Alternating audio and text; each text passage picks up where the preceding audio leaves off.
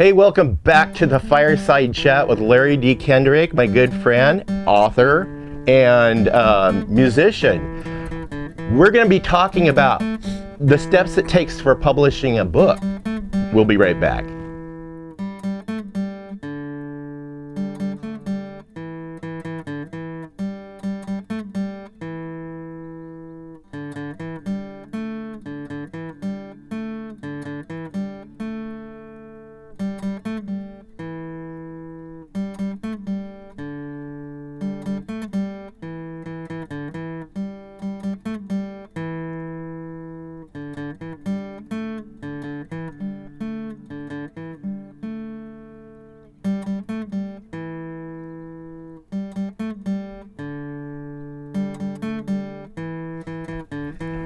Hello, welcome back to Pine Meadows Hobby Farm. I'm your host, Jerry Hansen.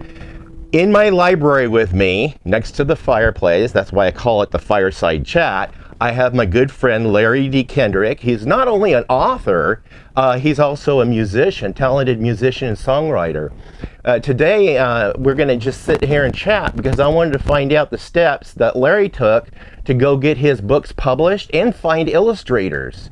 So Larry, how did you find a publisher? What were the steps? I did online research trying to find different places. I looked at Fulton Books first of all, and then I looked at several others. I contacted them. They told me what their rates were. I paid to have my books published, which I've learned in the past.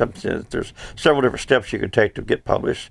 But I'd like to go ahead and pay for my books to be published. I did well with Fulton Books. I did my first two books and both of my children's books, which I'm still doing all my children's books through them because I like their illustrator they've got there. I don't know what her name is, but she does all my children's books for me. I eventually looked at Outskirts Express, and they were a little bit cheaper, and they did the same thing that Fulton Books was doing. So I used Outskirts Express, and I've had real good success with them. They've done a great job for me, and they're easy to work with. Okay, that publisher provided the illustrator. You didn't have to go find somebody? I got some of my illustrators through Fulton Books. My other books that I have done, I got my own illustrators to do the work for me. Or I got local photographers to do my photography work for me. Yeah. Okay, first of all, I want to say that during this next tour we're starting on, I am also representing Disabled American Veterans, or DAV. And the first show we do in Farmersville, California, I'm working with the Tulare County Historical Society to have that at our notes and our program put into the Historical Society. My musical accompaniment will be my longtime friend, Danny Raleigh. He's originally from Exeter, California. He now lives in McAlester, Oklahoma, and is retired from the Oklahoma Department of Corrections. And he also served in the U.S. Army. He is a top-shelf talented musician who plays lead guitar, sings lead vocals, harmony, and is a cowboy poet, which will come in really handy for the show we're going to be doing. I would also like to say thanks to my local photographer, Rhonda J. Cloud, who is a consummate professional and does an outstanding job. Angus McBride's daughter and his wife, Patricia McBride from Ireland. And he was a famous painter, and I used his illustration on my first book called Cattle Drive 1882. The famous painting was Cowboy Last Sitting with Cattle. And my Fulton Books illustrator, Victor Guzzo, for the professional works he did, and to my team at Outskirts Express. So thank those guys. And thank you too, Jerry, for what you're doing for me. I appreciate it.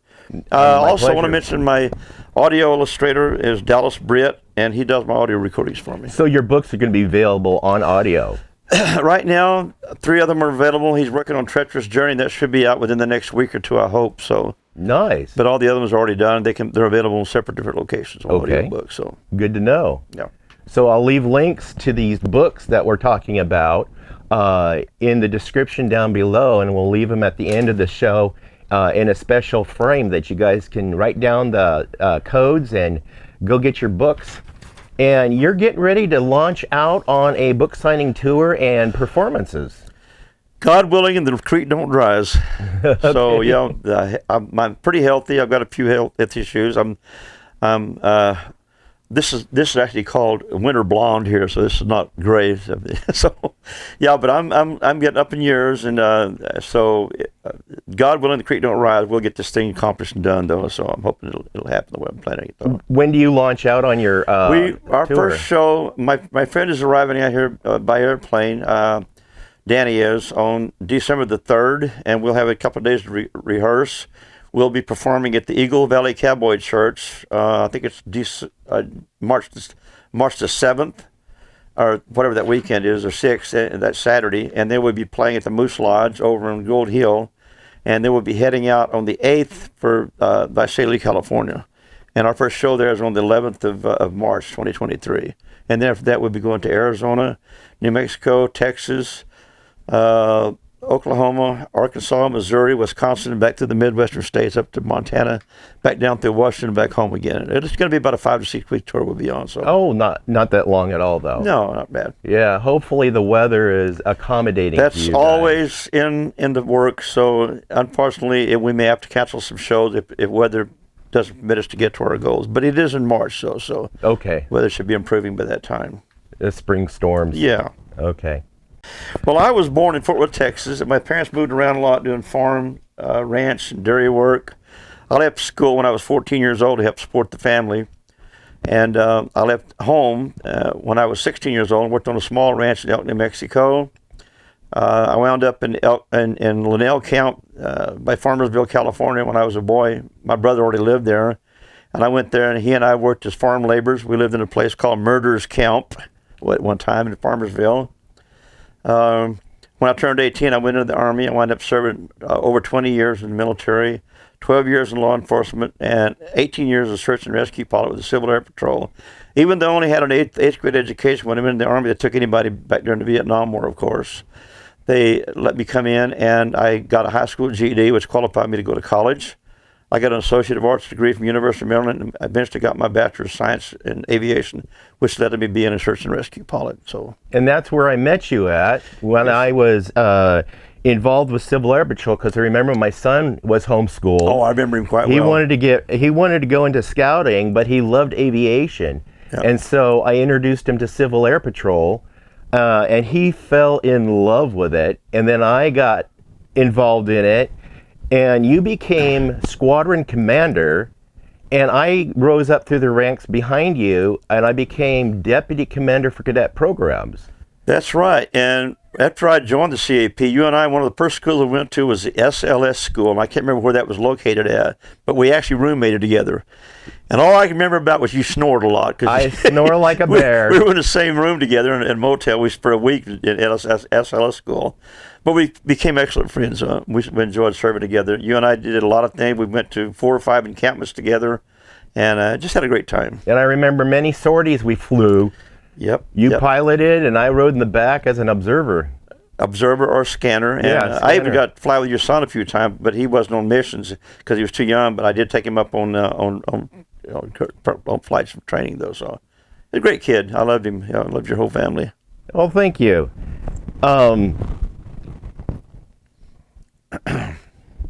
You mentioned you were in the Army. You serve in Korea? I went in 1960, and I got discharged in 1966. I served 3 years in the active Army, and then 3 years in the reserve. Then my brother came home from Vietnam in 1971, and he already served a tour in Vietnam, and we talked a lot about it, and I felt compelled to go back in and do more service for my country. So I re-enlisted in 72. I volunteered for Vietnam 3 times, but I got a really high security clearance, top secret clearance, and I guess they didn't want me in Vietnam because if I got captured and got tortured, you never know what you're going to do. So, but I did serve in Okinawa, Korea. I was in Japan. I went to all the islands in the Pacific. I served in 2 tours in the United States. Attended school in the 82nd Airborne Division in Fort Bragg, North Carolina for 3 years. I wound up serving in NATO, Belgium for 3 years. And I came back and did my final tour in Tampa, Florida, the Air Force Base there. Where were you at in Korea? I served in Korea. I was at Tondishan and Toko-ri, 8th Army NCO Academy there. Tongdashan. That's It was a tough school. It was harder than airborne training was. yeah. Tongdashan was just right outside the main gate Yeah. of Camp Casey. Exactly. I was at Camp Cases where I was at there. I was right next to the main gate at Camp Casey. What year were you there? 1978, 79. That was after me. I was there in 73 when I was there. So Okay. I remember one day we were there and it was a Russian MiG team flying over treetop level. Oh. And it was two F4 Phantom jets chasing it. And it broke the sound barrier over top of our head. It scared the snot out of us. We thought we were going to war. In fact, we were all put on alert right after that, though. So they chased it back to the North Korean side. Nice. I was in an aviation battalion. We had choppers. Oh, yeah. And I'd fly in the choppers once in a while. And that's kind of neat, flying over Seoul in an open bay chopper. I heard and that. And that city goes on forever to the horizon. Yeah. Well, I served in Combat Development Experimentation Command, which is called CDEC, at Fort Hunter Liggett, California. And I was helping develop the night vision scope they were using back in those days. And I got to fly a lot because we'd go up and do the training and so forth. And the pilot I had to go on because I was responsible for the equipment in the airplane and the helicopter, and so I got to fly a lot. So I knew all the pilots, and they'd say, "You're Larry, right?" Yeah, you want to fly this? Sure, I get to fly the helicopter. It's a lot of fun, you know. It is, and the open cockpits were a normal thing to fly in. So flying NOE, Nap of the Earth, was the scariest thing I ever did, I think, you know. So yeah, you're great. Strapped in the side, you're flying around, you can lean over, and you can feel the wash from the blades barely. Yeah, that's one of the things that really drew Jeremy, my son, to want to go into aviation. Is he wanted to become a helicopter pilot. That was his dream.